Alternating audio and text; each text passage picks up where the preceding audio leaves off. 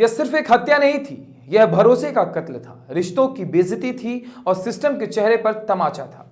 नेहा सिर्फ 19 साल की एक लड़की जिसने अभी अभी जिंदगी की दौड़ में कदम रखा था, एक ऑयल कंपनी में नई नौकरी शुरू की थी, पिता का फैक्ट्री में नौकरी में मिलना, परिवार एक नई शुरुआत करना, लेकिन एक पल और सब कुछ खत्म हो गया। एक लड़का तौफिक जो कभी खुद को भाई कहता था, जिसको नेहा ने राखी बांधी थी, उसी ने उस भरोसे को रौंद डाला। बुर्का पहनकर छत तक पहुंचा, उसके पिता को धक्का दिया और नेहा को छत से नीचे फेंक। ये कोई लव जिहाद नहीं है, एक्स प्रेमी नहीं था, मानसिक संतुलन भी ठीक था। यह कहानी है एक पागलपन की हद तक गई जिद की। एक लड़की की हां को जबरदस्ती में बदलने की कोशिश की और जब मना किया गया तो उसका जवाब मौत। सोचिए, जो लड़का कभी मुझे बहन चाहिए कहता था, वही अब शादी के लिए ब्लैकमेल कर रहा था। नेहा ने जब सच जाना कि उसके घर में बहन है, उसके बाद उसने उससे बात करनी बंद कर दी। यही उसकी गलती बन गई और वो पिता उस दिन सिर्फ जरा सा देर से छत पर पहुंचे, अपनी बेटी को गिरते हुए देख लिया,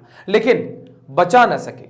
वो कहते हैं, मैं चिल्लाता रहा लेकिन कुछ नहीं कर पाया, मेरे सामने मेरी बच्ची मर गई। यह घटना दिल्ली के उस चेहरे को दिखाती है जिसे हम रोज अनदेखा कर देते हैं, जहां बेटियां अब छत पर भी सुरक्षित नहीं हैं, जहां भाई बनकर आने वाले शैतान बनकर निकलता है और जहां एक लड़की का ना अब जानलेवा बन चुका है। आज अगर नेहा की मौत पर हम चुप हैं, तो कल किसी और की बेटी इसी तरह गिरेगी और हम सिर्फ पोस्टर चिपकाएंगे और ऐसी ही एक वीडियो में मैं आपको बता रहा हूं कि आखिर क्या हुआ। अब एक कहानी नहीं है, अब ये आंदोलन बन चुका है। अगर आप मानते हैं तो इस बात को कमेंट सेक्शन में जरूर बताइएगा।